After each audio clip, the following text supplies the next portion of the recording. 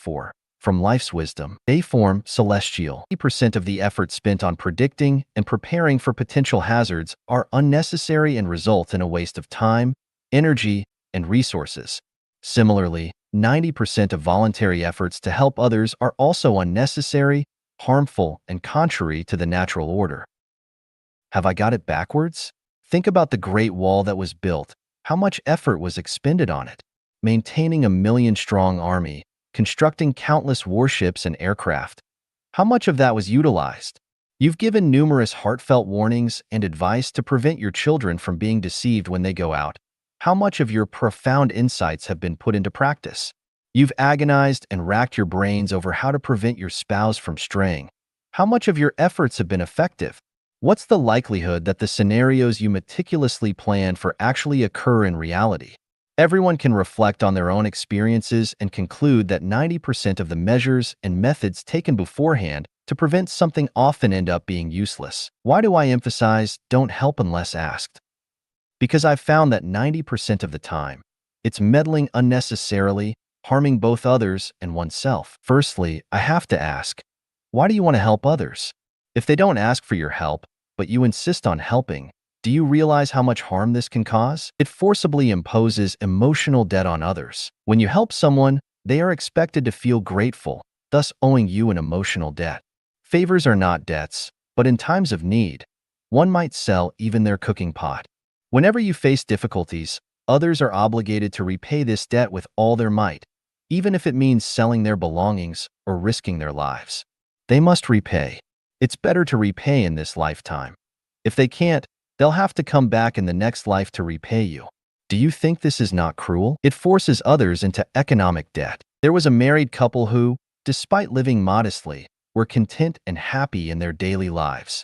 They had a wealthy friend who, seeing their poor lifestyle, voluntarily lent them 30,000 yuan to teach them how to do business. From then on, this couple never experienced another peaceful day. In the end, not only did they fail to become wealthy, but they also almost lost all the 30,000 yuan borrowed from their friend. The husband eventually turned to a life of crime, and the wife disappeared after divorcing him. Consider a family of 6, with elderly members and young children, struggling to make ends meet. One day, the 75-year-old elder suddenly becomes unconscious and, after lying at home for 2 days with no improvement, seems beyond help. At this critical moment, a well-meaning person among their relatives and friends steps forward, lending them 10,000 yuan. He also calls the county hospital to send an ambulance to rush the elderly person to the hospital for treatment. Although the elderly person survives after being treated, they are left completely paralyzed. The 10,000 yuan borrowed is not only insufficient to cover the hospital treatment and hospitalization expenses, but also prompts them to borrow another 5,000 yuan from other relatives and friends. How will this family manage their lives from now on? Some people like to give gifts to relatives and friends. 90% of these gifts are often not urgently needed by the recipients, or sometimes they are things the recipients never wanted to use in the first place. By conventional standards, you might think you're giving something for free, whether it's useful or not, at least not causing any loss to the recipient, and that you should not reject something given for free. But in reality, the recipient ends up at a loss. The giver's well-intentioned gesture of care and help results in the recipient losing out. Refusing the gift might seem ungrateful. So, you accept it. At first, it seems like you're getting something for nothing, but in reality, it's accumulating debt. Both parties know exactly how much the gift is worth and how much debt they owe each other. When the time hasn't come, everything seems calm.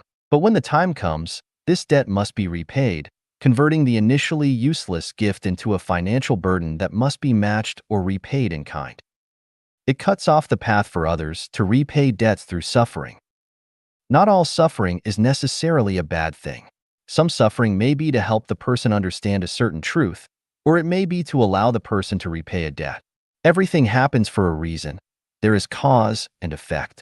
If you intervene and help someone without being asked, you may delay their path to liberation.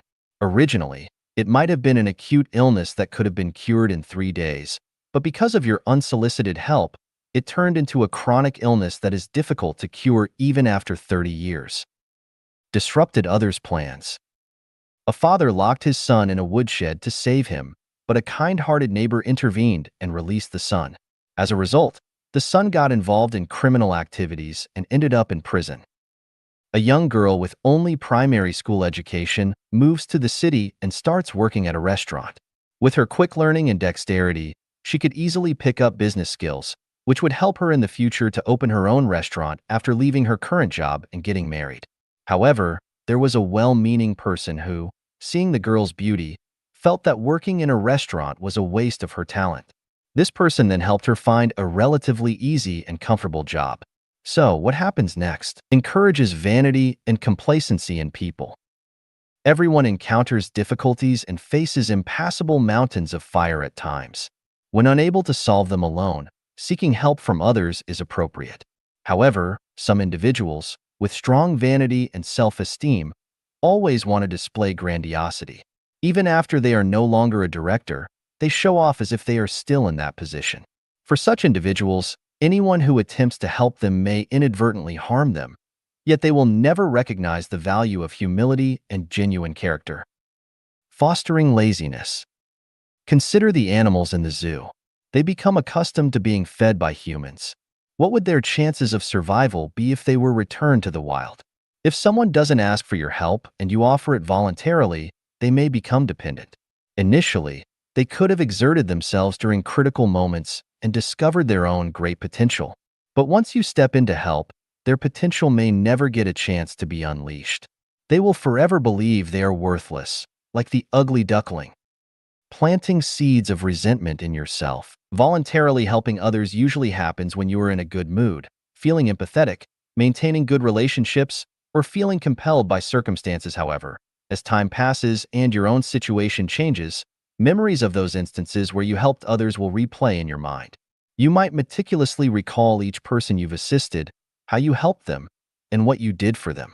When you find yourself in a difficult or dangerous situation, you might hope that those you've helped in the past will step forward to assist you.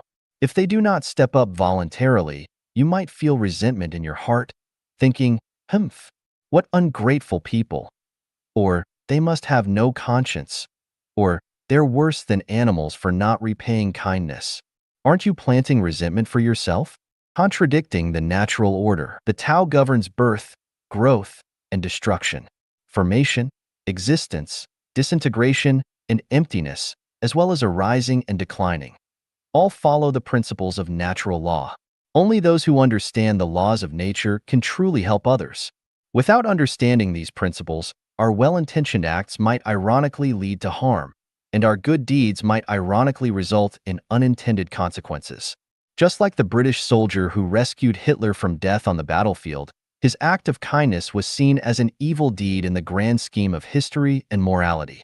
Look at how brightly the flowers bloom in the fields. Look at how freely the birds fly in the sky. They don't need us to interfere or offer help unnecessarily. The more we intervene, the worse things may become. Have faith in the greatest creator.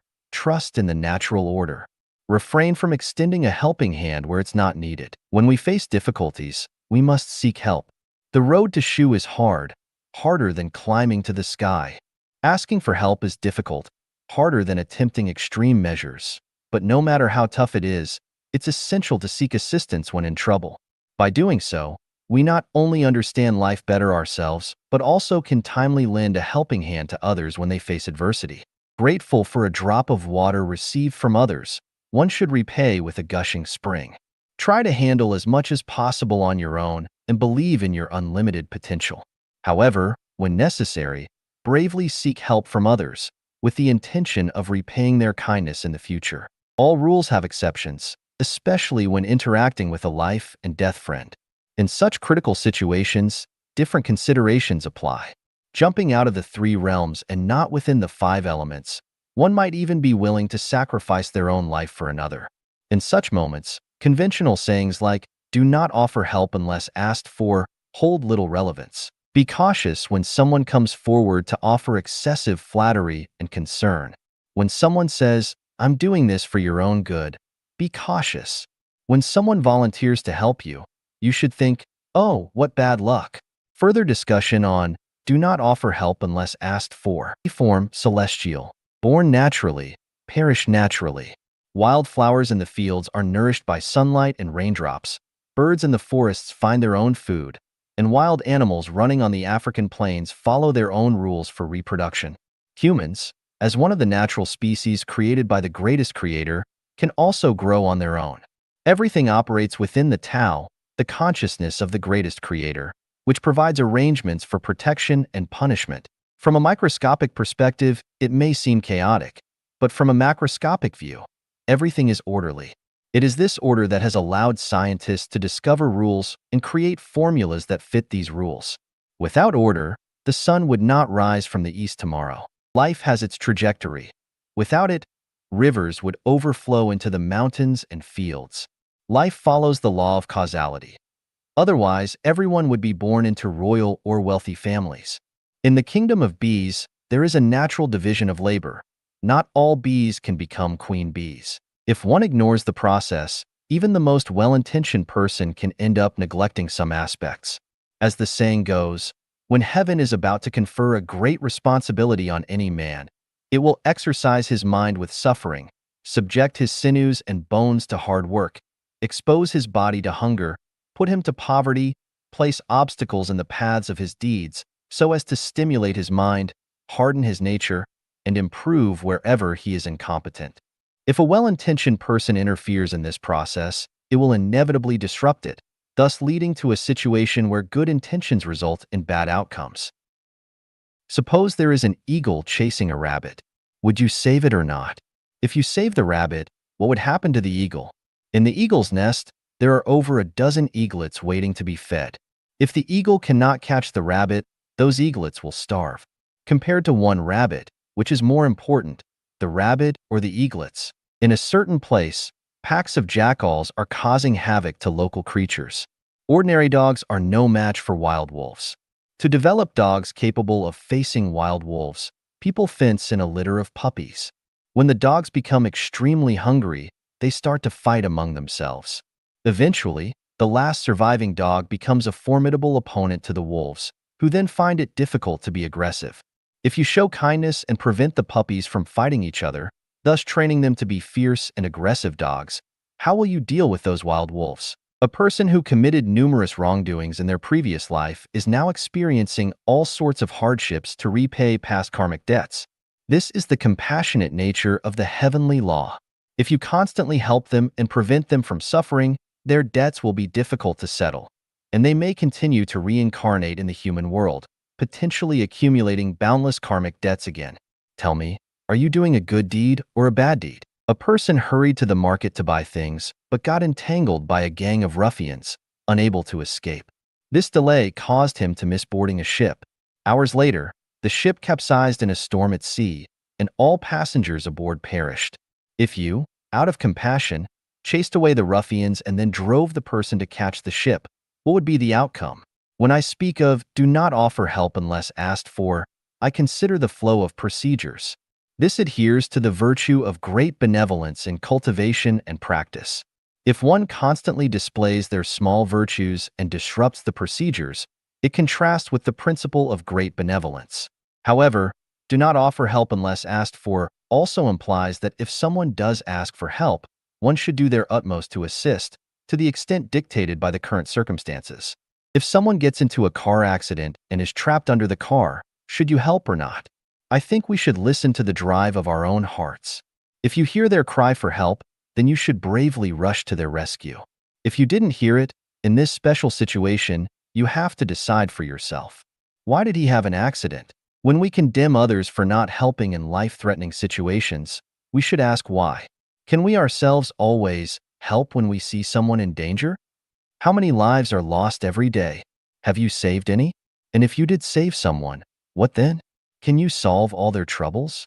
Can you guarantee that saving them will lead to a happy and fulfilled life for them? For many people, survival is worse than death. Donating to aid African famine victims is a charitable act worthy of promotion. But why are there so many famine victims in Africa? Is it because of lack of sunlight? If you feed them today, what about tomorrow? If you feed them this year, what about next year? Giving them fishing tools would be better than giving them a fish. Some people say, even if people do not ask for help, I will still assist them. Sure, Then go ahead and help. How many young people cannot afford to go to school? Please go and help them. How many elderly people are plagued by illness? Please go and help them. How many families are falling apart? Please go and help them. How many people are suffering from mental and emotional abuse? Please go and help them. How many people eat rougher meals, live in simpler conditions, and dress more humbly than you? Please go and help them. In this society, there are always more people who talk big than those who actually do good deeds. As long as each person refrains from doing wrong and causing trouble for others in society, help when asked for, and that would be a great thing. Please read the similar article. Do not offer help unless asked for. Those who have constant faith will have constant actions. Xiefeng, Mencius said, only those who have constant possessions can have constant hearts. Those who lack constant possessions will lack constant hearts. From this, we can understand that only when the common people live and work in peace and contentment can society be peaceful and harmonious, and all industries can prosper and develop. However, can those who have constant possessions always abide by the law and refrain from wrongdoing? Will those who lack constant possessions inevitably break the law and engage in all sorts of misconduct? Not necessarily. The legal protection of private property rights is a universal value. Any act that deprives individuals of their lawful private property is a crime, regardless of the noble moral justifications. The sanctity of lawful private property rights is both natural and divine, a protection and respect for the people's livelihood and reproduction. It is the guarantee of the people's survival and prosperity. Enabling the multitude to possess constant property is like providing vast pastures for cattle and sheep. This is the way to nurture the people of the world. But let us not forget that constant possessions belong to the material realm. If a person's steadfastness depends solely on material possessions, their perspective and realm would be too narrow, and their spirit and consciousness would remain at an animalistic level, making it difficult for their life to ascend to heaven. In heaven, everyone has the right to use, but no one has the right to own. Everything is shared, and everyone owns nothing yet possesses everything. Did Jesus Christ have constant possessions? Did Siddhartha Gautama Buddha and the sage Laozi have constant possessions? Did many missionaries have constant possessions? Yet, they all had constancy of heart. Above the notion that those who have constant possessions have constancy of heart lies a higher level of spiritual and conscious state. Those who have constant faith have constant actions. For those with unwavering faith, regardless of whether they possess constant material wealth or not, no matter how difficult and tortuous the path, they will persevere steadfastly towards their predetermined direction and goals, that is, constant action. Those who possess constant possessions may not refrain from wrongdoing, but those who have constant faith will never transgress. For example, someone may own a small farm, signifying constant possessions, yet cannot guarantee that they won't use pesticides, fertilizers, or even growth hormones on their vegetables and fruits. But for those with constant faith, they won't, because they are acutely aware of the dreadful consequences of transgression. Of course, the constancy of faith depends on what one believes in. If one believes in money is almighty or money can make ghosts grind, then their lifelong constancy will be in the pursuit of wealth. However, regardless of what the faithful believe in, the realm and perspective of those who have constant faith have constant actions far surpasses the realm and perspective of those who have constant possessions have constancy of heart. A pig, once it has a pigsty, possesses constant possessions and constancy of heart. A swan, without a fixed home and without constant possessions, has constant faith. Therefore, the swan can freely soar between heaven and earth, migrate freely with the change of seasons, and fly wherever it wants to go. The thinking style and approach to action in spiritual thinking. Xiefeng, we are already aware of the ladder of thinking in life: material thinking, image thinking, associative thinking, elusive thinking, visualized thinking, taiji thinking, non-form thinking, and holographic thinking. So why do we introduce rational thinking and spiritual thinking? Material thinking, image thinking, associative thinking, and elusive thinking all fall under rational thinking, which is characteristic of human thinking, while visualized thinking, taiji thinking, non-form thinking, and holographic thinking belong to celestial thinking. In other words, Rational thinking and spiritual thinking serve as the boundary between human and celestial thinking. If your thinking is rational, do not doubt it. You are undoubtedly human. If, however, you contemplate and handle everything from the perspectives of visualization, taiji, non-form, and holography, without a doubt, you have transcended the ordinary and become celestial. Put simply, if our approach to problem-solving starts from the perspectives of materialism, imagery, association, and illusion, focusing on resolving the issues of survival such as food, clothing, shelter, transportation, and addressing life's inevitable challenges like aging, illness, and death, as well as securing respect, dignity, and a good reputation, and even aspiring to be admired or worshipped, then that is rational thinking, the thinking of humans. Spiritual thinking disregards these factors. Spiritual thinkers primarily consider whether their approach to handling affairs aligns with the will of the Supreme Life, the Creator, and whether it is consistent with their ultimate goal. In other words, spiritual thinkers make the will of the greatest Creator their own desire and the principles of Tao their guiding rules for action, without considering the benefits to themselves. They ponder whether their actions would please the greatest Creator.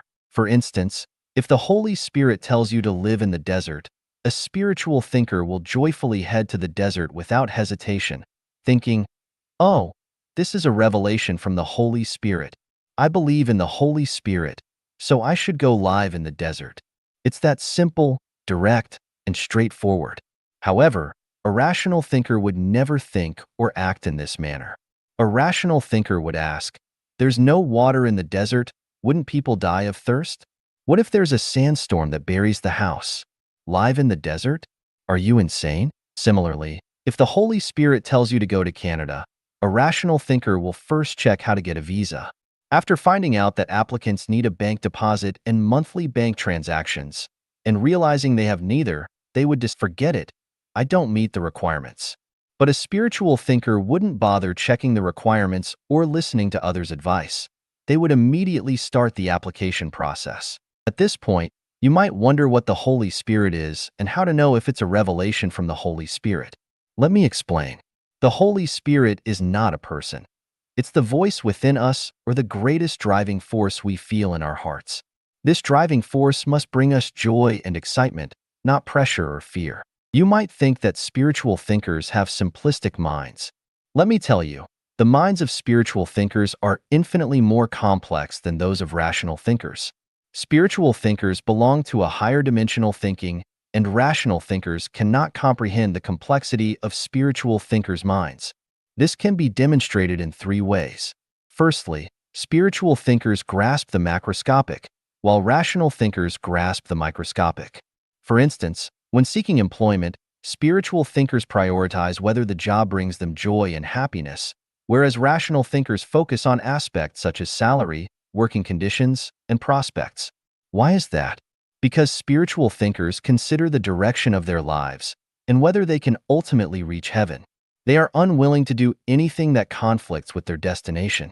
On the other hand, rational thinkers consider whether the job can meet their current life needs and don't consider whether their current actions will affect their ultimate goal. From this perspective, spiritual thinkers consider how to live, while rational thinkers consider how to survive. Secondly, spiritual thinkers consider life, while rational thinkers consider human life. To consider life, one must understand the principles and mysteries of life and its relationship with time and space.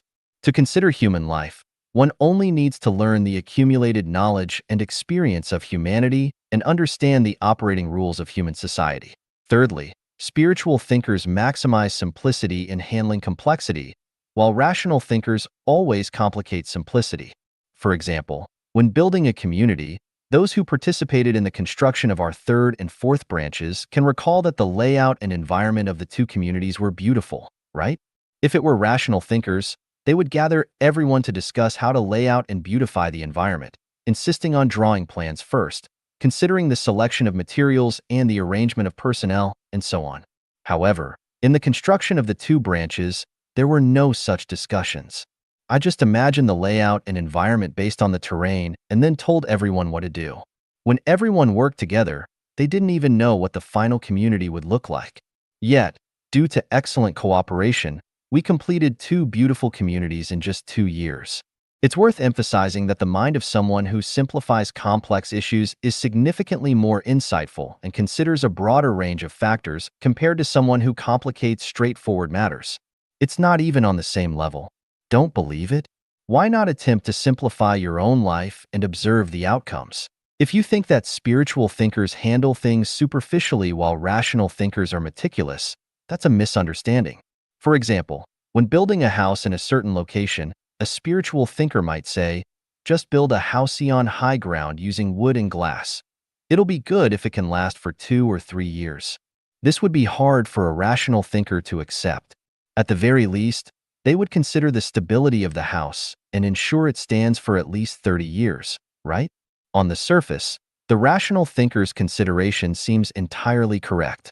But the crucial point is, the spiritual thinker considers that there will be a major earthquake in the location where the house is built 2 years later. Even the sturdiest house would collapse. Therefore, they suggest just doing it casually.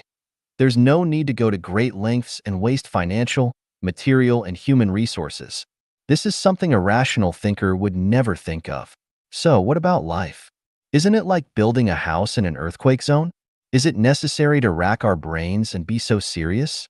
My reply to the 4 questions raised by the chairman of the International Federation of Philosophical Societies, Xiefeng, Professor Dermot Moran, chairman of the International Federation of Philosophical Societies, raised the following 4 questions at the opening ceremony of the 24th World Congress of Philosophy held in Beijing on August 13, 2018. Is the relationship between man and society one or many? What is the future of mankind? In the face of uncertain technological innovations such as AI, where are we heading to? Are we facing the problem with a critical eye, and are we seeking verification of this? Is learning to be human, for oneself or for others? My reply is as follows. The relationship between man and society is neither one nor many, but a combination. Look at the ant colony and the bee colony from a human perspective. The relationship between each ant and the colony is the relationship between the individual and the whole, the relationship between the cell and the body. If the whole disappears, the individual cannot survive. If the body perishes, the cells die. And without the individual, there is no whole. Without cells, there is no body. So the relationship between an ant and an ant colony is a combination. When looking at human society from a higher level of life than that of human beings, in fact, the relationship between individuals and society is not fundamentally different from the relationship between an ant and an ant colony. Even with wolves and lions, this rule also applies. If there are only 3 people on this earth, then these 3 people will constitute a society, and a single person can only have a chance to survive if they combine with the society. Otherwise, they will inevitably become extinct. The future of mankind lies in the Xiefeng-style communist society. Otherwise, mankind is bound to perish. The path of American civilization will become narrower and narrower. Chinese civilization is a dead end, and the integration of political and religious civilization in some countries in the Middle East will inevitably decline. Intelligent technology will continue to leap forward and cannot be stopped. Eventually, biological robots that are more advanced than humans will be born. In the future, the reproduction method of a mother being pregnant and giving birth to children will be replaced by biological robots with biochemical nursery rooms. As long as there is competition, human beings will be eliminated by biological robots.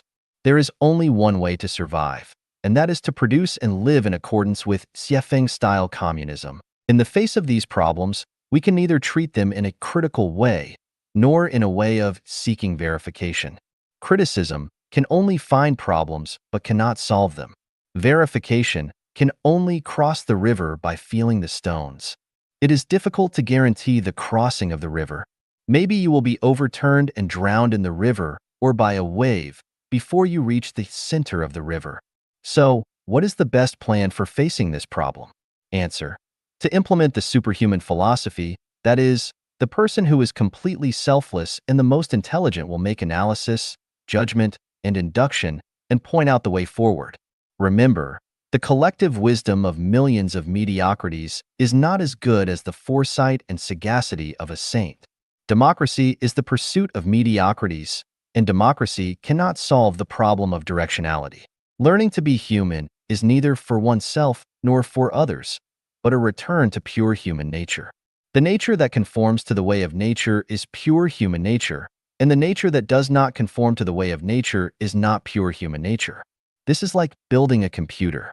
As long as you build a computer that performs well, it can play a corresponding role no matter who uses it. If you consider making for yourself or making for others when manufacturing, the computer will fail if making for yourself, others cannot use it. If making for others, its performance will be greatly reduced. There are thousands of philosophers and amateur philosophers participating in the 24th World Conference of Philosophy in the Great Hall of the People in Beijing currently. They are all masters in the philosophical world today. I am willing to challenge the masters, that is, I can solve all the philosophical problems that you cannot solve. Do you not believe me? Bring your problem to me and see how I will solve it. Some perceptions about life. Xiefeng. Everyone's present must be accumulated from their past in speech, behaviors, and performances. Everyone's speech, behavior, and performance are absolutely determined by his inner world. Everyone's inner world is absolutely determined by his upbringing, cultivation, and self-restraint. Everyone's upbringing, cultivation, and self-restraint are absolutely determined by his beliefs and ideals. It is inferred from this that the path of life is determined by one's beliefs and ideals. To build the international family, I recently contacted and observed more than 50 communities in the United States and Canada. I also contacted communities in Japan and Portugal. I discovered many interesting phenomena. First, when something beautiful suddenly came, people would always doubt its pure beauty. Instead of embracing it boldly, people deliberately reject it. Secondly, everyone has beautiful ideals, but once the ideal things do come, they are at a loss to understand them and will even resist them. Finally, in order to unite the community, the outstanding must cater to and accommodate the mediocre. Once catered and accommodated to, it is tantamount to retrogression, and retrogression is painful. From this, we found that world harmony is not achieved by morality and ideals, not by preaching and guidance, but by the advancement of science and technology, by changes in lifestyle, and by the compulsion to survive. To follow the trend, I recently created my own Facebook account and discovered a new world. That is, I can establish connections with people all over the world while sitting in front of my computer. I have had friend relationships with people in dozens of countries, but I find that people are fonder of expressing themselves than paying attention to others. Not long ago, I got in touch with some classmates whom I had lost touch with over 30 years ago. Oh, I was so happy. I hurriedly shared my decades of experience and insights with everyone. The result was that there were very few responses. It was like throwing a stone in a lake that could not splash any water. It gave me the feeling that this generation, born in the 1950s and 1960s, has been swallowed up by the secular world. Except for enjoying their later life, actually waiting for death, this generation has no more enthusiasm and passion for life. They will not make any special contributions to the civilizational sublimation of this world. If they make any contribution, it is nothing more than sticking to tradition, restoring old ways, and attacking new ideas. I pay close attention to the natural changes in the world every day and find that no place on the earth is absolutely safe. It is either severely cold or tormented by scorching heat, besieged by floods, or scorched by drought, submerged by volcanic ash, or struck down by an earthquake. It either meets with a mudslide or encounters an infectious disease. It is either scorched by wildfires or plagued by wars. It is either blown down by a hurricane or engulfed by a typhoon. It is either shrouded in smog or ravaged by pollution, and it is perilous everywhere. Disasters will befall from time to time.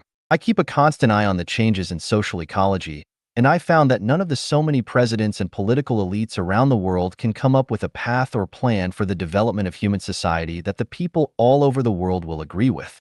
From this, I feel that truly creative wisdom does not come from the brains of heads of state, but from the people. Civil society is the greatest hope for the rise of human civilization. Human beings have been living on the earth for 5,000 years, and the ideal production and life mode of humans has not yet been born on the earth. If there is an ideal life mode, It is the new oasis for life mode created by Life Genuine. That is, the Xiefeng-style communism model. Where do people live the happiest? I lived in Binka, the most remote area of Zimbabwe, for a period of time. I lived in the most primitive place on Santo Island in Vanuatu in the South Pacific for a period of time. I lived in the prosperous city of Shenzhen of China for a period of time, and lived in the highly developed city of Vancouver, Canada for a period of time. The conclusion is that happiness has little to do with the place where you live, but has much to do with the pressures of life. The greater the pressure of life, the less happy people will be, and the lower the pressure of life, the happier they will be. Yesterday I read the article of Zonglong Shuhua called The 14 Dregs Left by History in China. Rebellion without money, corruption with money. I felt that it resonated with me very much. The 14 dregs are regional awareness, anti-foreign sentiment, fighting among their own, obedience, shamelessly touting, all talk and no action, no tradition of peacefully changing regimes, handling affairs by relying on interpersonal relationships and blood relationships, worshipping the official ranks, fame, position, and glorifying the ancestors, paying no attention to science, treating people who criticize themselves as enemies. If they have no money, they will rebel, and if they have money, they will become corrupt. They can only share adversity, not peace and happiness. Regarding old and ruined cultural relics as national treasures, and not regarding talents as national treasures. Strong retro-psychology, weak scientific thinking, and strong sense of superstition. The buying and selling of official positions is popular. I have been thinking about one thing these days. Everyone wants to live well, but after investigating history and observing the status quo, we must ask, how many people have lived an ideal life? From the emperor and president to the common people, from historical celebrities to current stars, from high-ranking officials and billionaires to workers, peasants and peddlers, from experts and scholars to illiterates and thieves, from African blacks to European and American whites and to Oriental yellow people, very few people have lived in happiness on their own. The current human race has a history of nearly 5,000 years, but most people have not lived an ideal life. What is the problem? After observation, I came to the following conclusion. Everyone does not know what kind of life they need. They are just drifting around. People are struggling with selfish desires, but they do not know that the more selfish they become, the more miserable their lives will be. People cannot let go of failures and frustrations, and they do things with resentment, which makes their situation worse. People want to live a good life by getting married and starting a family, but fall into a trap, which is counterproductive for them. The best inexhaustible resource for mankind is sex. Everyone yearns for a good sex life. However, mankind treats sexual resources as rubbish and waste in a moral, ethical, religious, and customary way. Reap what you have sown is an unbreakable truth, but what are people growing? Every day people are planting jealousy, complaints, anger, rage, hatred, condemnation, attacks, suppression, insults, fraud, lies, ridicule, irony, sarcasm, nitpicking, theft, corruption, luxury, waste, pollution, competition, killing, entrapping, cheating, abduction, deception, superstition, dishonesty, counterfeiting, etc. Can you have a good life by planting so many of these bad seeds? Internal factors are the basis for a good life, and external factors are the conditions for a good life, but people do the opposite. They do not work hard on their own roots, but are eager to achieve success in ever-changing conditions. Of course, they will never live a good life. They are either too impulsive or with insufficient reason, or negative, passive, and lazy. How can they have a good life? There are two ways of living that are not worth promoting and imitating. One is the life of pigs, and the other is the life of the dead. The life of a pig is like this. Every day they enjoy themselves leisurely without worrying about eating or drinking. When they are happy, they will play in a mud puddle mixed with rain and excrement, roll around and hum a bit. If they do not want to play anymore, they will lie down on the ground and sleep and feel that they are the happiest in the world. The life of the dead is like this, living in a well-decorated room, not afraid of smog, not afraid of wind and rain, regardless of the changes in the world, regardless of human suffering, not worried about the broiling of the sun, not worried about the cold, no enthusiasm, no passion. Even if they see another's fine piece of writing, they do not give any praise or encouragement. They do not even give a like. They are just like the walking dead. They think that they have become immortal or like Buddha. In fact, they are just rotten and their attitude stinks. For outlooks will give you harmony. Xiefeng. It is often said that, with three different outlooks, people cannot live harmoniously. Only with the same three outlooks can people get along well with each other. There are also sayings that, with different worldviews, good relationships cannot remain long. With different worldviews, you cannot make good friends, communicate with people with different worldviews, and every word will be like playing a harp to a cow, etc. The three outlooks refer to worldviews, outlooks on life, and values. What I want to say is that if our outlook on life is different, then we cannot live in harmony either. If two people have the same worldviews, outlooks on life, and values, but different outlooks on life, what will the result be? One's outlook on life is their understanding and perspective of life and death phenomena and on time and space. If two peoples are different, then even if they have the same worldviews, outlooks on life, and values, it will be difficult for them to get along well. Worldviews are people's understandings and perspectives on the world. Outlooks on life are people's understandings and perspectives on their purpose, meaning, and value of life. And values are people's recognitions, judgments, affirmations, and denials of the importance of things. For example, Zhang Asan and Li Si both wanted to gain wealth, but how did they go about doing that? From the perspective of their worldviews, they both believed that the existence of the big world is for them to enjoy. From the perspective on life, they both believe that the purpose of life is to be happy and joyous, and from the perspective of values, they both believe that obtaining money is important and a necessary condition for gaining wealth. Therefore, they were harmonious in terms of worldviews, outlooks on life, and values. There were no conflicts or contradictions between them. However, disputes and splits occurred on the issue of how to achieve their goal.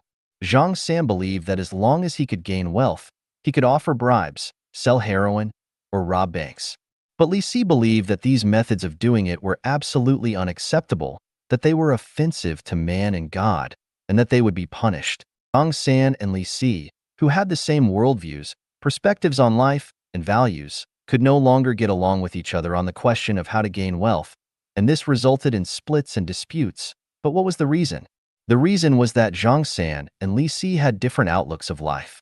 Zhang San believed that everything is gone after death, and that living happily was the kingly way, while Li Si believed that people will reincarnate and that we should live without being offensive to man and God because otherwise, we will go to hell. Here is the conclusion.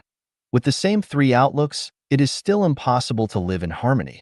It is only with the same four outlooks that people can do so. Patterns and endings. Xiefeng. A pan is a pattern and a pancake is an ending. The size of the pan determines the size of the pancake. A puddle of water is a pattern and the fish in it are an ending. The depth and width of the water decides the size and quantity of the fish. Space is a pattern. If it is small, then it can only hold a grain of sand.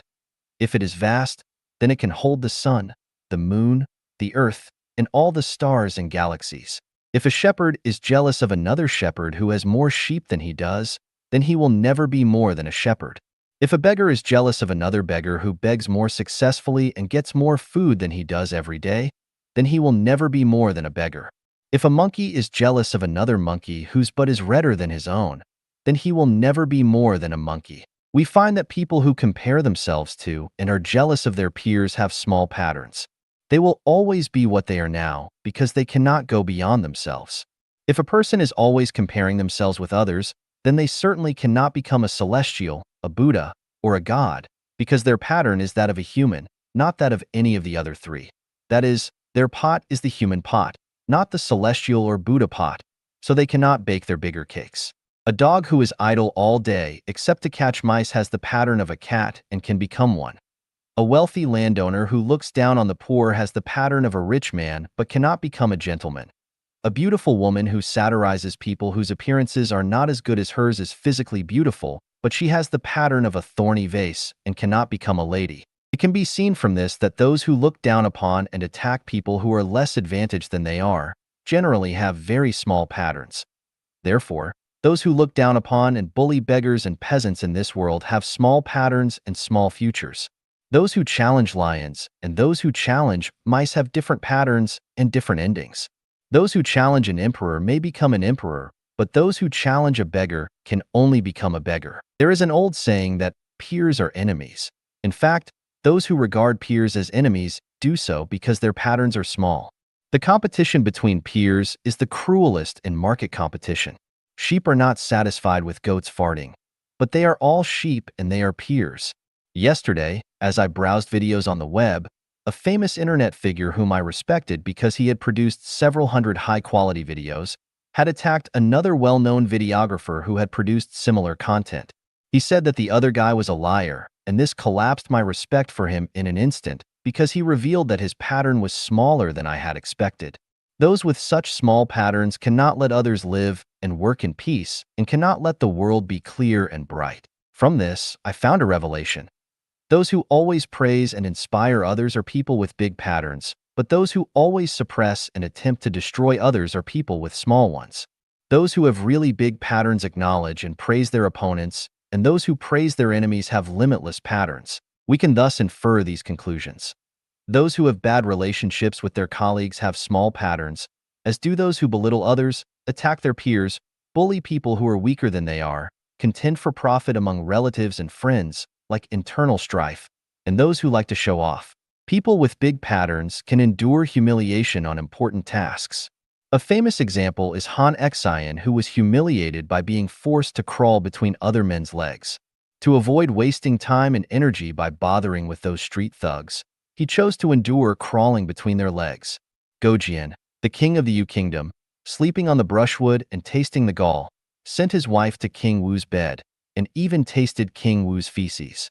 Pu Songling, the author of Strange Tales from a Lonely Studio, who was repeatedly frustrated but never depressed, once composed a pair of couplets. Where there is a will, there is a way. After burning one's bridges, the 120 Qin passes finally belong to Chu, and heaven does not fail people who exert efforts. Sleeping on the brushwood and tasting the gall, 3,000 Yu soldiers conquered the Wu kingdom. We can see that his pattern was huge. If you were walking along a road and someone hit you, what would you do? People with small patterns would immediately scold, "Are you blind?" But those with large patterns would just smile and say, "I'm sorry, please forgive me for being in your way." People with big patterns will have good endings. The bigger their pattern, the better their ending. With a small pattern, you can only march in place or even retreat. Do you want to be a celestial being? Then do not compare yourselves to others, do not make a fuss with others, and do not compete with others.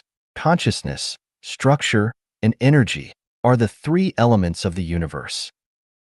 Xiefeng. Look at the boundless world. What is caught by our eyes is material structure. Without structure, there is no material. For the various marvelous spectacle of lives, the differences lie in the differences of structures. Structures decide the forms of lives. We can choose the people who we want in crowds immediately because of their distinct structures. We can easily find a peony among many types of flowers because peony structures are distinctive.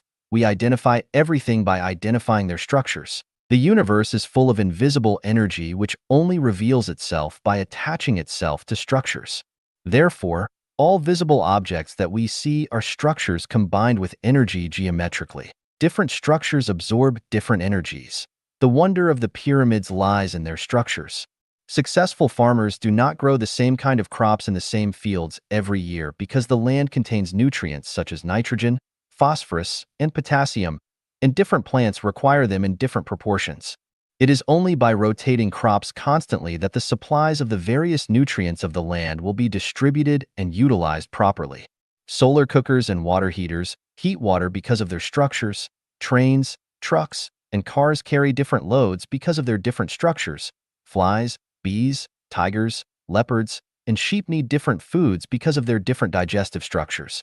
Who creates such a great variety of structures? Look at the various high-rise buildings and cities. Who created them? Look at women's beautiful clothes and makeup. Who created them? All kinds of foods in supermarkets are like feasts for the eyes which cannot even take them all in. But who created them? There is no doubt that they were all created by people. But were they created by people's hands and feet? Of course not, but by people's consciousnesses. Their hands and feet are controlled by their consciousness. Without consciousnesses, nobody's hands and feet would accomplish anything. So we can see that the eternal things in the universe are only consciousnesses, structures, and energy. All other things are illusory, showy but not substantial, and cannot last. Energy is neutral, just like air and water, and any consciousness can direct it. Therefore, we need not attach too much importance to energy because fragrant flowers can attract butterflies. What kinds of structures can attract what kinds of energy toward them naturally? We know that all structures are the products of consciousnesses, so we do not need to emphasize structures too much. The kind of consciousness we have decides the kind of corresponding structure that we will have. Unify all thoughts and all beliefs into the greatest creator's will and all religions into one uniform belief system. This is the one consciousness. The universe has consciousness. If it did not, then there would not be such a variety of life structures with thousands of postures and an infinite variety of material forms. Then what is this consciousness? It is the greatest creator.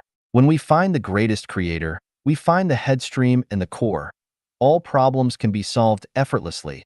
The indistinct and misty become bright and clear. The complex becomes simple. Darkness morphs into light. The finite expands to the infinite, and misery becomes joy. The core beliefs of Life-Changyuan are to revere the greatest creator and to take the way of the greatest creator. This is the path leading to heaven. Those who go against this great path are of heretical sects, and regardless of what of names they take, how dazzling or marvelous their theories sound, how inscrutable their magical powers are, or how many disciples or followers they attract, they are all the superfluous tumors growing in the body of humanity that will be eliminated. Revere the greatest creator and take the way of the greatest creator. This is the touchstone to determine good from evil, truth from falsity, and beauty from ugliness. Evil and ugly people do not revere the greatest creator nor take his way. Theories and sermons are evil and ugly if they do not revere the greatest creator nor take his way. States, political parties, religions, or groups are evil and ugly if they do not revere the greatest creator nor take his way. Consciousness is non-material, and the consciousness of the greatest creator manifests itself as Tao. The consciousness of the greatest creator runs through all tangible and intangible time and space everywhere, including both the material and the non-material world and the positive and the negative universe. This is the genuine God. States of consciousness decide the forms of life and their methods of survival. The differentiators of the lives of ignorant people, laities, mortals, sages, celestials, goblins, demons, devils, ghosts, and monsters are their types of consciousnesses. Therefore, we must emphasize our consciousnesses during our lives, and our emphasis on consciousness must always be on revering the greatest creator and taking his way. Once this key link is grasped, everything else falls into their proper places. We get twice the results with half the effort and find clear and bright paths to reach splendid goals. We will ultimately accomplish the spiritual state of immortality and attain the life structure of higher-level space and reach the other shore to realize our ideal. I believe that all government's officials, industrial and religious leaders, and company bosses do understand these principles very well. Abandonment is an achievement. Xiefeng. Abandonment is an achievement. Xinding Celestial. It seems that abandonment is an achievement is a contradiction, but it is actually great wisdom, though beyond the ordinary people's comprehension and imagination. It embodies an ingenious realm, a boldness of vision that looks far ahead and aims high above the common and vulgar, a tactical strategy to have the situation well in hand, with great will to reach the top. The more you possess, the more trouble you have. It seems that will be much easier to abandon something at the proper time. If we constantly pursue possessions but refuse to ever abandon them, those possessions will become burdens and encumbrances.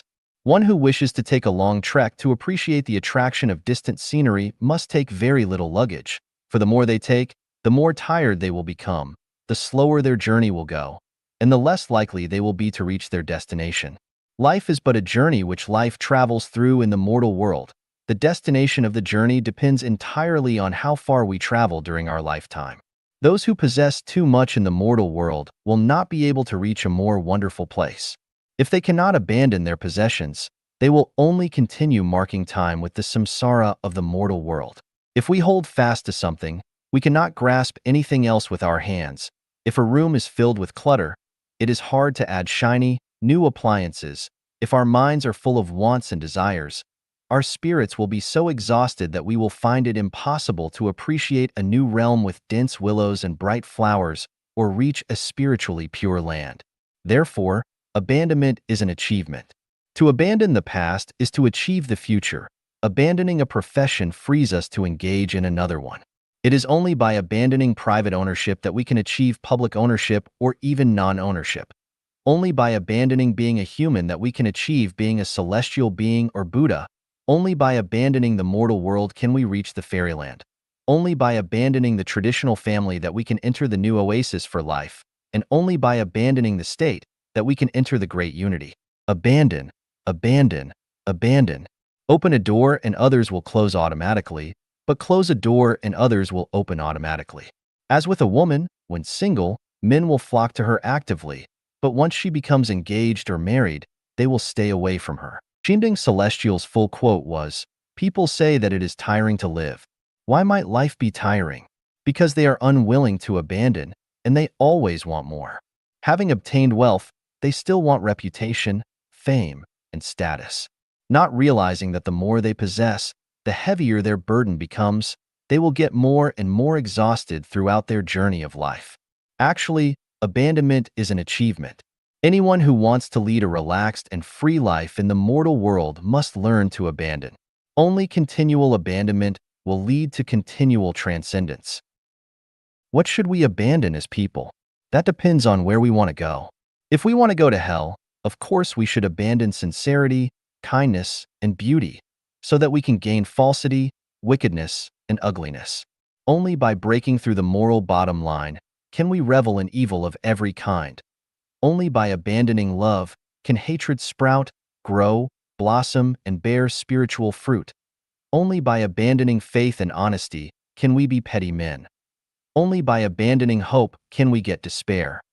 Only by abandoning sublimation can we ensure that we will continue the samsara in the mortal world, struggling in a boundless sea of bitterness. So, abandonment is achievement. Generally, my purpose is to lead mankind into the Life-Genuine era. To learn about the identifying brands of the Life-Genuine era, refer to my 800 values for new era human being, which describes the Life-Genuine era with specific details. For individuals, I am here to guide people to the 1,000-year world, the 10,000-year world, and the Elysium Islands continent. For this, I need people to abandon states, religions, political parties, and family lives. Only by abandoning these 4 items can we achieve happy, joyous, free, and blessed lives which are characterized thusly. The talented will be put to good use, and the whole world will be one family. No one would pocket anything found on the ground, and doors are not bolted at night. To unify all thoughts and all beliefs into the greatest Creator's will, and all religions into one uniform belief system. Everything will be in complete harmony, and everyone will be happy. As for the individuals, people need to abandon these 9: marriage, traditional families, states, religions, political parties, private ownership, outdated regulations, corrupt customs, and moralization that restrains human nature. The ways of God and Buddha, their egos. Abandonment is an achievement. Without abandoning marriage, it is impossible to achieve a state of being happy, joyful, free, and blessed. Without abandoning the traditional family, it is impossible to achieve the life of a celestial being. Without abandoning the state, it is impossible to achieve a realm of freedom. Without abandoning religions, it is impossible to achieve the freedom and purity of the soul. Without abandoning political parties, it is impossible to achieve peace and harmony. Without abandoning private ownership, it is impossible to achieve public ownership and experience the wonderful state of possess nothing and have everything. Without abandoning all the outdated regulations, corrupt customs, and moralization that restrain human nature, it is impossible to achieve natural, unrestrained, and elegant lives. Without abandoning the way of God and Buddha, it is impossible to achieve the way of the greatest Creator. Without abandoning the ego, it is impossible to achieve paradise. to free oneself from the trap, to walk out of the 36-8 diagram arrays, to escape the territory of the mortal world, and to free oneself from the five elements and out of the program of the realm of necessity. Then, it will be impossible to reach the celestial islands continent of the Elysium world and never experience the glorious blissful state of forgetting oneself to be completely relaxed and joyful. Abandonment is an achievement. Continuing to walk in the old steps and secluding oneself, sticking to stale ideas, and clinging to bygone values will eventually lead to decay, corruption, decadence, and make it impossible to achieve freshness, pleasance, relaxation, and freedom. Abandonment is a painful process. The more you possess and the longer you possess, the more difficult it becomes to abandon, and the more benefits you get from those possessions, the less willing you will be to abandon them. It is easy for ordinary people to abandon their state, but lawmakers would never do that willingly, for they are their state's embedded first beneficiaries. It is easy for a new follower of a religion to disenfranchise, but not for priests and ministers, for they are the embedded first beneficiaries of their religion. A religious believer who has wallowed in their religion all their life will not abandon it easily because their confidence would collapse. They would be at a loss for what to do, and they would need to find a new track to follow. It might be simple for an ordinary political party member to abandon their party, but no party leader would ever abandon theirs, for once doing so, they would have nothing to play and could not command or control others. Common people look forward to the great unity, to lead lives of public ownership when the world will be one united family. Although it might seem easier for them to abandon private ownership, those who own property, especially those very wealthy people, will not abandon private ownership, for if everyone is really equal, how could they lead superior lives? How could they show off their wealth? How could they swagger before others, or make others admire them? It is the same with married couples. The ones who are more stifled, abused, bounded, and exploited will hate their family lives, while the ones who benefit more from their marriages and family lives will hardly want to abandon them. Human nature includes the desire to control others and to have more and more people under their control. However, not all people can be kings, religious leaders, political party leaders, or bosses of companies. For the vast majority of people, the desire for control will be played out, realized, and fulfilled in their families. Men want to control their wives. Women want to control their husbands. Both want to exercise parental control over their children, and children are genetically programmed to get as much from their parents as they can. So, families are the first battlefield of life where great and small wars play out daily. Many couples show happy harmony to the public, but are unwilling to complain about their bitterness. In fact, you will always suffer from the pain that comes along with possessing anything. The more you possess, the more pain you will suffer. In this world, it is the kings, presidents, religious leaders, political party bosses, and wealthy capitalists who endure the most pain. It is they who cannot even lead peaceful lives day or night who are the most deserving of pity. Abandonment is an achievement. Abandonment is a great magic weapon to obtain mental and spiritual growth and is the best way to sublimate oneself and achieve a bright future. The core teachings of Jesus Christ and Buddha Sakyamuni dwell in it. The freedom and happiness of life and the secrets leading to the realm of heaven dwell in it too. Looking for your own Garden of Eden. Xiefeng. Even tigers may be teased by dogs when they leave the remote mountains and come to lush and flat areas. Dragons can be duped by shrimp when they are in shallow water. Camels along the coast are harder to ride than donkeys, and domestic captive phoenixes are worse off than chickens. The tiger is the king of the mountains, but tigers can only give play to their power and prestige in the mountains. Once they come down to the plains, a pack of wild dogs will dare to tease them. Dragon are lords of the abyss, but dragons can only summon wind and call for rain in the abyss. If they fall into shallow depressions or ponds, the little shrimp and small fish can dupe them. Camels can only demonstrate their most valuable qualities in deserts, but if one lives along the coast, it would be less useful than a donkey. Phoenixes can roar out songs and show their magnificence in the quiet of plane trees, but if they are unfortunate enough to be kept in cages with feathers falling and listless in form and spirit, then they are worse than chickens. These phenomena suggest such a truth. that all kinds of life can only give full play to themselves and demonstrate their most precious qualities and values when they live in the environments suited to their natures. If they are unfortunate to live in an environment not suited to their own characteristics, not only can they not play out their strengths, but they might even be teased and duped by other creatures around them. I call the environment which best suits one's survival their Garden of Eden. Everyone has their own Garden of Eden, and it is only inside of it that they will live out their elegant demeanor. If you are away from your Garden of Eden, you will be frustrated and have difficult times and even be regarded as a waste or good for nothing by others around you. The white swan was unfortunate to live within flocks of chickens and ducks in the beginning, being laughed at and mocked by them, and was ridiculed as the ugly duckling. The genius painter, Vincent van Gogh, was spiritually enlightened, but had the misfortune to be living in a secular society, so he was unappreciated and taken advantage of all throughout his life and eventually died in poverty and with depression. Zhang Zia, the founding minister of the Zhou dynasty, went to do business, but ended up with losses rather than profits. Chen Jingrun, who took the crown pearl of the Goldbach conjecture, went to the market to buy vegetables and was ridiculed as being a bit silly. One who is kind should not be a commander. If you are kind and soft, then you should never lead an army into battle, for you would never become a general. One who is righteous should not engage in trade. If you have a strong sense of justice and are ready to help the weak, then you should never go into business, for you would never become wealthy. One who is honest should not enter into politics. If you like seeking out the truth from facts and adhering to the truth, then you should never enter politics, for you would never become a senior official. One who has a loving heart should not marry. If you have a loving heart, then you should never marry, for your love would be tied up and unable to shine with brilliance. One who has a noble soul should not mingle in the secular world. If you have a graceful heart, then you should never mingle in the secular world, for you would be regarded as silly and your beauty would go unappreciated. One who is unsophisticated should not engage in writing.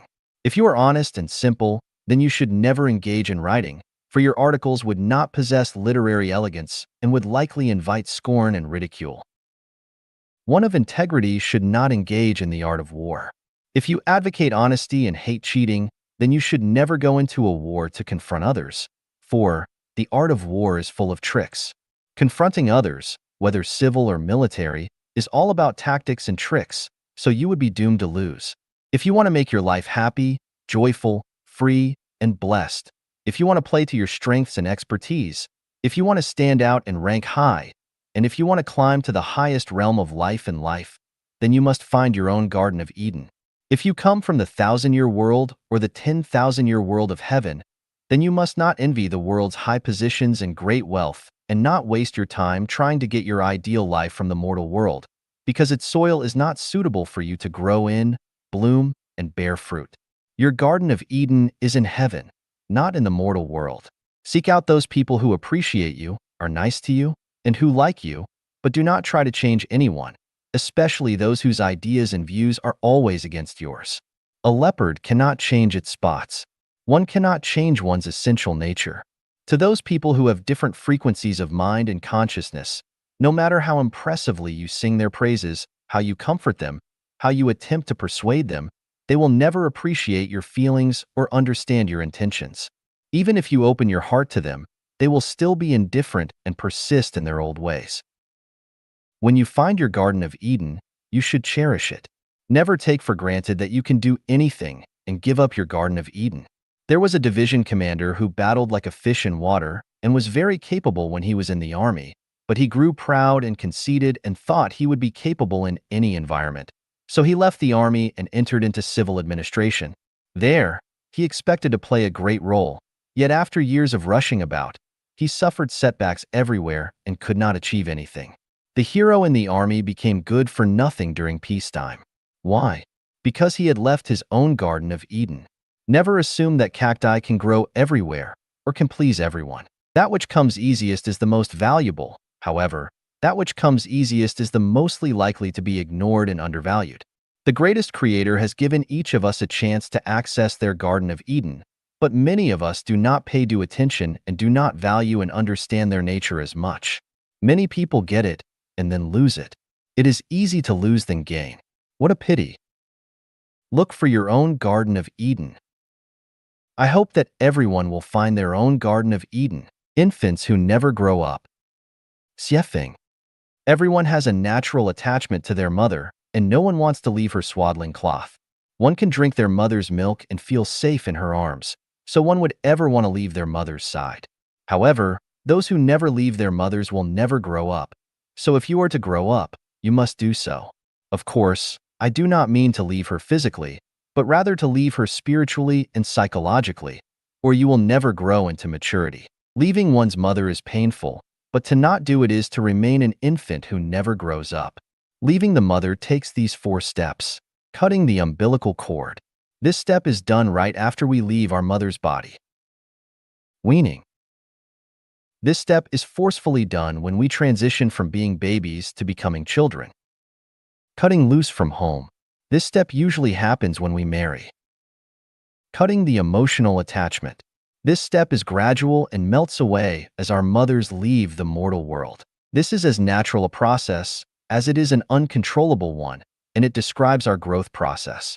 This is not being heartless, it is simply our journey of life. Many people have left their mothers in form, but not in essence. Their mother complex is transformed and demonstrated in other ways.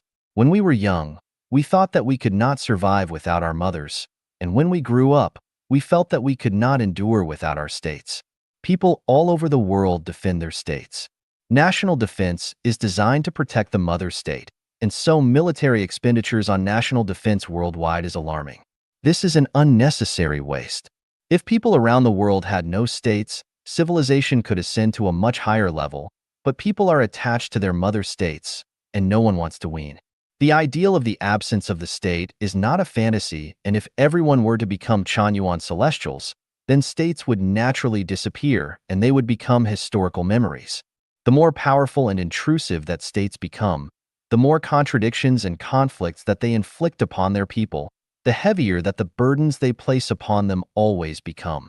Therefore, the absence of the state is the ideal dream of the sages and saints of mankind. The role of religion is in fact the mother's role. The feelings of religious believers to their own religions are actually the subconscious reflections of infants' attachments to their mothers.